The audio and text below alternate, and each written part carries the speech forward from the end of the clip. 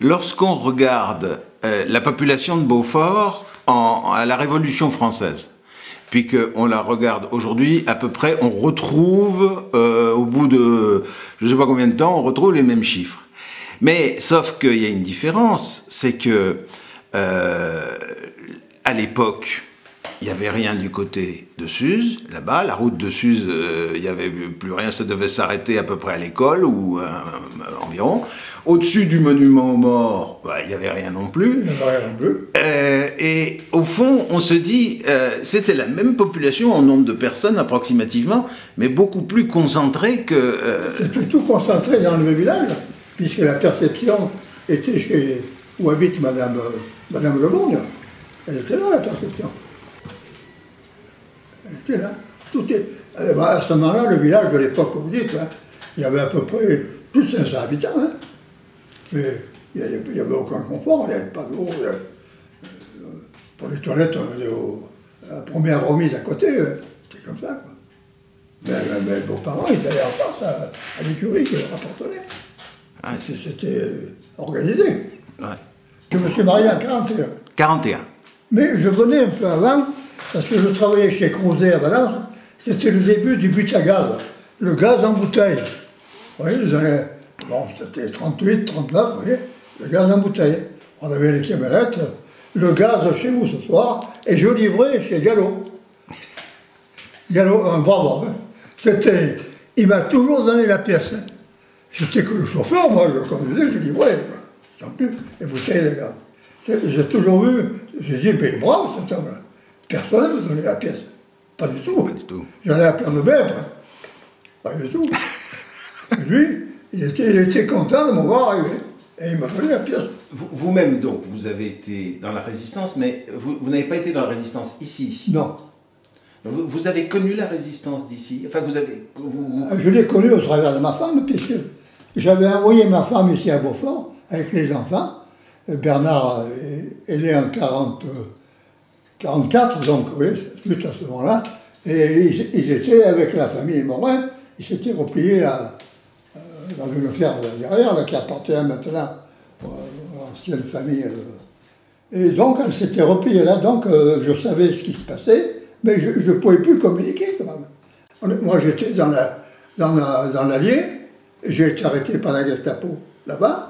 Et le lendemain où j'ai été arrêté, ils ont arrêté toute la municipalité de la Troisième République, y compris le frère de Jean Giraudoux, l'académicien, qui était originaire de QC. J'étais avec un gars qui avait été gazé en 14-18. C'est lui qui nous a fait tirer d'affaire. Et avec lui, il me donnait des éléments et je lui passais des renseignements. Mais c'était... On pourrait dire ça du bénévolat, finalement. Je ne me prends pas pour un grand résistant. Mais j'ai pu aussi savoir tout ce qui s'était passé, quoi, quand même, dans le village. Le père Vial, il m'en a raconté aussi. Parce que le père Vial, il est arrivé à Beaufort le 2 septembre 41. Mais avant lui, c'était le Courtial, un ancien pharmacien qui venait faire les piqûres à ma femme. À mes beaux-parents, je ne veux dire pas à ma femme, à mes beaux-parents, ici, il habitait à la maison qui était réservée aux prêtres, quoi. Et mon beau-père, c'est lui qui sonnait l'Angélus. Il n'était pas très bien vu, pas très bien vu. Il était employé communal. Mais à un moment donné, il y avait une dominante de gens de gauche et puis de protestants, si on peut dire. Et à un moment donné, ils voulaient le licencier. C'est Alexandre Buffardin qui s'y est opposé. Il a dit, il n'y en a pas question. Parce que c'était un gars, mon beau-père, méticuleux, sérieux. Moi, j'entendais parler. Moi, quand je me suis marié, de partout où j'allais, les gens, j'entendais en patois, ils disaient, mais qui c'est celui-là? En parlant de moi. Alors on leur disait, mais c'est le gendre au père Milou. Et le père Milou, pour eux, c'était un dieu, il rendait service à tout le monde. Un problème, il fallait refaire un manche de pain, un manche de pioche. C'est lui qui le faisait. C'est comme ça que je l'ai connu, un peu Beaufort, avec le père Gallo, qui vendait du gaz. Mais à l'époque, ça ne se vendait pas comme des petits pains. D'abord, les gens étaient un peu méfiants. Et qu'est-ce que c'est que ce gaz en bouteille? Parce que c'était un brave homme, hein. Super brave homme. Parce que, est-ce que ça a été le dernier curé de la paroisse? Le dernier. Dernier. Très engagé dans la résistance. Ah oui, oui. Il était même, comment il m'a dit un jour, il m'a dit, on m'a demandé de confesser, ça ne m'a pas plu. Il ne m'en a pas dit plus. Il était malheureux, oui. Je sentais qu'il était malheureux. Mais il était gentil, hein. C'était un brave homme. Hein. Il m'a dit, on m'a demandé de confesser, mais ça ne m'a pas plu. Et de confesser qui? Et parce qu'ils ont dû, à mon avis, ils ont fusillé quelqu'un. Et à lui qu'on demandait de confesser, là, ça n'avait pas plu. C'était pas... Parce que j'ai l'impression que ça lui... Il m'en parlait souvent, hein, parce que ça avait dû le contrarier, quoi. Toute évidence. Hein. Alors, est-ce qu'il voulait dire qu'il n'était pas convaincu? Je ne sais pas, il ne l'a pas dit, je ne sais pas. Hein. Parce qu'il a été dans la résistance active, c'est-à-dire il a... Ben, il allait partout, hein. Il allait partout, il avait sa vieille gambarde. Hein. Il allait partout, hein. Puis il buvait le pastis n'importe où. Lui. Il y a eu cette histoire lorsque Fabius est venu. Ça a dû être... enfin, je ne sais pas, pourquoi il est venu d'ailleurs? Comment ça s'est passé? Voilà ce qui s'est passé. Il voulait venir dans la Drôme et il s'était orienté vers Puy-Saint-Martin. Et puis il y a quelqu'un qui a dû lui dire, mais si vous alliez du côté du nord en direction de Plan de Baie, vous auriez une vue sur le Vercors qui serait plus séduisante que Puy-Saint-Martin, qui est un village regroupé, mais il n'y a aucune visibilité, quoi. C'est ce qu'il a fait, son directeur de cabinet, c'est lui qui est venu. Ça m'a attiré quelques foudres. Hein. Et finalement, tout le monde m'a dit, mais tu vois la légende d'honneur. Mais je n'ai jamais vu la légende d'honneur. Ça, on me l'a dit quelques fois, la légende d'honneur. Je n'ai toujours pas. Je ne cours pas après, quand même. Et alors, comment ça s'est passé? On vous a téléphoné un jour pour vous dire, ben voilà, il y a le Premier ministre qui vient. Oui, voilà, mais... Alors après, le préfet, c'est qui avait en charge de l'organisation, Mangasson, sympa d'ailleurs, il est mort d'ailleurs, c'était très sympa. D'ailleurs, le jour où il est venu, ma femme était en train d'étendre du linge, mais sur un appareil complet après, oui. Elle lui a dit, mais ça continue, attendez-vous. Alors après, ils m'ont posé le problème du restaurant, ils voulaient les faire manger. Je leur ai dit, mais il n'y a aucun restaurateur qui peut faire un repas pour 80 personnes, hein. C'est pas possible, quoi. Alors il m'a dit, comment vous voyez la chose? Ben, j'ai dit, bon, voilà, il faut s'adresser à des organismes. Alors je dis, par contre, sur l'autoroute, au péage, il y a un grand restaurant, c'est eux qui ont vu le marché, si on peut dire. Parce qu'il y avait un buffet qui faisait 27 mètres de long, sur l'esplanade. Alors évidemment, il y avait le beurre, soi-disant. Là aussi, il y a eu des critiques. J'avais fait venir, il y a un fleuriste qui m'avait prêté des pots de fleurs. Mais après, il a fallu que je les arrête parce qu'il partait avec les pots de fleurs. Alors, les drapeaux, il a fallu trouver les drapeaux pour que tout le monde mette un drapeau. Ils n'avaient plus de drapeau. Ils n'étaient pas habitués à avoir des drapeaux, quoi. Et le contact avec Laurent Fabius, c'était comment? Très bien. Très très bien. Il a atterri dans le champ de Belfardin. Bon, ça s'est bien passé. Ouais. Et j'ai fait un discours à l'école, parce qu'en fait, il venait pour inaugurer l'informatique dans une école rurale, quoi, bien sûr. Évidemment, il y avait le service de sécurité, puis on avait la chaufferie, il y avait une pendule qui marchait, et la sécurité, ils ont voulu savoir que c'était. Ils sont allés voir à la chaufferie, bon, ils ont été rassurés, quoi. Alors après, ils ne devaient pas aller au monument aux morts. Il me dit, le monument aux morts, c'est pas prévu. Alors je leur ai dit, vous voulez à Beaufort, un village, vous n'allez pas au monument aux morts. Alors il me dit, c'est qu'il vous faut faire, il me dit, quand vous partirez de l'école, et avant de prendre le virage, là, vous voyez, quand on est devant, où habitez Fernand, il faut, vous le dites, hein, parce que là, sinon vous voulez aller au monument, il faut tourner. Alors dans ce laps de temps, Et je lui ai dit, il ne faut pas vous abstenir, il faut aller au monument aux morts. J'avais prévu les gerbes, tout, et il m'a dit, mais tout de suite, oui, ça n'a pas eu de problème. Il m'a dit, allez, on y va, on est allé au monument aux morts, les gerbes étaient prêtes, bien sûr, s'il m'avait dit non, on aurait payé les gerbes quand même. Les caves coopératives m'ont téléphoné parce qu'ils voulaient donner du vin pour la réception.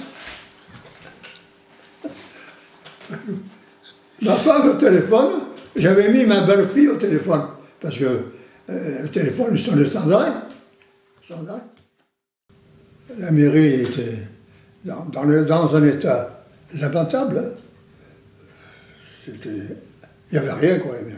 Même quand je me suis marié, le maire, Alexandre Buffordel, il s'est mis près d'une fenêtre. Il y avait une lampe avec la suspension qu'on tirait pour éclairer la salle, mais il ne voyait pas. Il n'y avait rien. Mais ça, en 18 mois, je l'ai fait, parce que c'était Pes qui était député. Il m'a donné un bon coup de main. Il avait il s'appelait Claude Potet, son chef de cabinet, mais un gars qui était bien.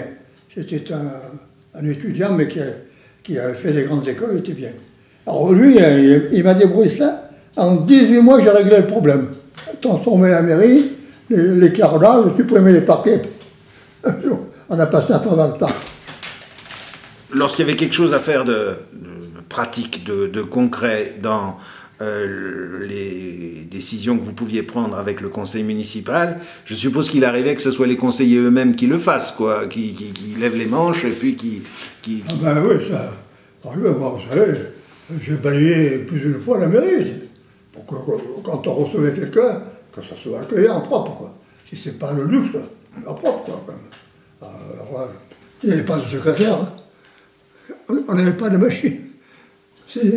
Quand André Colomb était maire, il m'a dit « Trouve une machine d'occasion, j'ai trouvé à Marseille, la machine à écrire. » Ah, il n'y avait pas de machine à écrire. Pas de machine à écrire, pas d'archive. Il y avait une table comme celle-là, mais plus longue. Et tout était là-dessus. Alors la secrétaire qu'on avait, c'était François Colomb qui l'avait trouvée. Elle était jeune, mais maintenant, c'est une des meilleures secrétaires de la communauté de communes. Hein. Elle est secrétaire comptable, elle est bonne. Hein. D'ailleurs, je leur ai prêté, j'ai commencé à leur la prêter un jour ou deux. Et un jour, ils m'ont dit, écoute, il faut que tu te trouves une secrétaire parce qu'on la garde. Je dis, vous êtes sympa, hein. Moi je vous ai dépanné, maintenant vous allez m'emmerder. En me piquant la secrétaire. Alors donc, vous voyez, c'était abominable, hein. Il n'y avait rien. Le père Vial était à côté, là. Un jour, il a oublié de fermer la bouteille de gaz. Pam, la cloison. Lorsque vous venez ici, à quoi ressemble Beaufort en 1940, 1941 ? Est-ce que les routes sont goudronnées? Est-ce qu'il y a de l'eau? Ou est-ce qu'il y a de l'eau? L'eau, c'était un problème. Hein.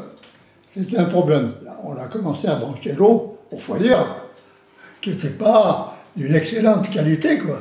Et même, la dernière, quand je suis arrivé, moi, comme élu, on coupait l'eau entre 22h et 7h du matin, à la saison estivale. Alors après, j'ai fait un agrandissement que le père de Max Béranger, il n'a pas voulu me vendre la parcelle. Il m'a dit, mais tu t'en sers comme tu veux. Mais, vous voyez, c'était ambigu. La parcelle, il n'a jamais voulu me la vendre. Alors qu'on a toujours l'eau, la pompe, le château d'eau. Il était compliqué, mais il était comme ils étaient tous. Ils étaient comme ça. C'était comme ça. Et donc, ça veut dire qu'à ce moment-là, est-ce qu'il y a l'eau au robinet? Non, elle n'est pas au robinet. Elle n'est pas au robinet. On faisait la queue à la fontaine. Hein. La queue à la fontaine. Alors vous arrivez, vous preniez la queue, vous remplissez votre arrosoir. Là, il y avait un petit surmontoir, un petit plot, là, où on mettait l'eau. Il n'y avait pas l'eau du tout, là. C'est pas au robinet. Et les rues goudronnées ou pas? Il y en avait, oui, qui étaient goudronnées. La voie centrale n'existait pas non plus. On passait par l'esplanade. Et le car, il montait, il passait devant, madame, vous étiez l'autre jour, hein, au monument aux morts, oui. Parce que c'était la route. Là. Quelle est la chose qui vous a demandé le plus d'efforts, la chose la plus difficile à faire, les projets qui vous ont demandé le plus de travail? C'est le problème de l'eau. Ah oui, je me rendais bien compte que un village, il ne peut pas se développer s'il n'a pas de l'eau. Hein. Alors, rétablir une distribution d'eau correcte, ben, c'était pas facile. Je me rappelle Pierrot Ferrand, qui ne pouvait pas trop mouvoir parce qu'il était pas de la même couleur, hein, c'était comme ça. Et des fois, il me disait, ne ferme pas l'eau, j'attends des clients, ils voudront se doucher. Alors, je fermais l'eau à 22 h jusqu'à 7 h du matin. Mais je partais le matin avec ma voiture et mon journal, j'allais au Freudien, et pour économiser l'eau, je faisais le plein de la bâche, je fermais, de façon à ce que les gens aient de l'eau toute la journée, et le soir, je refaisais la même opération, oui, pour économiser l'eau. On n'avait pas assez d'eau pour distribuer à tout le monde. L'eau en haut, là, au col, là, où habitent les parents de Bébert, les beaux-parents de Bébert, ils n'avaient pas d'eau. Hein. J'ai dit, si on ne donne pas de l'eau, on ne peut pas se développer. C'est pas possible, il n'y a pas d'eau, il n'y a pas d'eau. Les gens, ils ont besoin d'avoir de l'eau.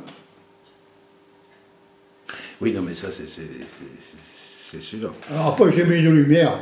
Le château d'eau, de temps en temps, ça montait là-haut. En route de Plan de Baie, je voyais, si la lumière était en route et qu'elle clignotait, je disais qu'il y avait un problème. Hein.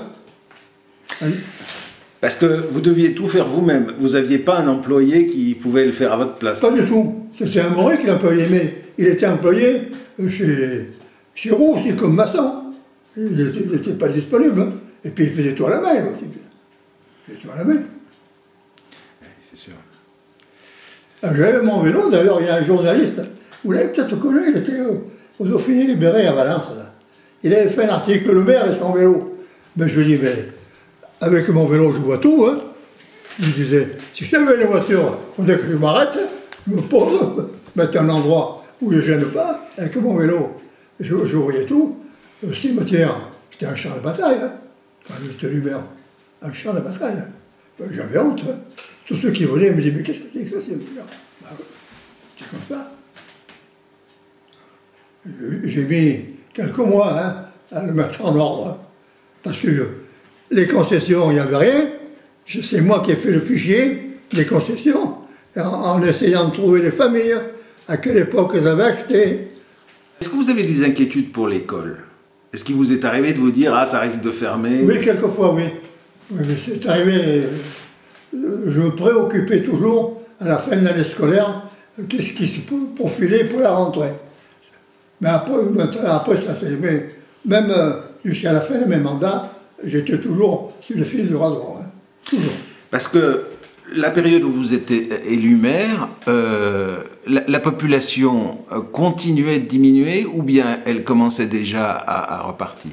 Elle a diminué, puis doucement, doucement, elle a recommencé à évoluer un peu, doucement. Pendant longtemps, il y a eu une école catholique, quoi. Ici, je sais pas... C'était au prieuré, ce qu'on appelle le prieuré. Moi, le prieuré, ça n'existait pas. C'est un agent immobilier qui, lui, pour s'attirer des clients, il a baptisé ça le prieuré. Mais les premiers éventuels acquéreurs qui sont venus, quand ils ont vu ça, ils n'ont même pas visité. Hein. Ils ont compris que ce n'était pas un prieuré. Mais il n'y a pas eu quand même une congrégation à un moment donné de religieuses? C'était une maison d'enfants, oui, il y en a eu. Mais après, de mon temps, il y en a eu plusieurs, hein, avec qui j'ai communiqué, je m'en suis occupé, parce qu'il y en avait qui avaient droit au service social, quoi. Et c'est la dernière résidence qui compte, oui, ça s'est passé comme ça. On aurait pu faire mieux, mais il fallait trouver des fonds, quoi, le problème, c'est ça, quoi. Ouais, c'est ça. Et j'étais arrivé à en trouver, parce que moi, dans les réunions, j'y allais. J'étais, ça mérite d'être dit, j'étais le seul délégué à Rhône-Alpes, le comité de massif, ce qu'on appelle les Alpes du Nord. J'étais le seul dans la Drôme. Puisque pour l'extension du col du Rousset, on a téléphoné à mon épouse à 11 h du soir, j'étais en réunion, en disant qu'il fallait que je me trouve à Romans le lendemain à 7 h 30, qu'on me menait à Lyon. Ils voulaient être sûrs que j'allais bien voter pour l'extension du col du Rousset. Ils m'ont payé à manger, ils m'ont monté en voiture, j'ai laissé ma voiture à Romans. Donc, vous voyez, Et je m'étais aperçu à la région Rhône-Alpes, là, au comité de massif. Toutes les communes là-haut, elles ont des stations de ski, des remontées mécaniques. Elles ont besoin d'entretenir leurs installations, je comprends. Et un jour, moi, je dis, mais dites, que vous respectez les normes de sécurité, je dis, je suis tout à fait d'accord.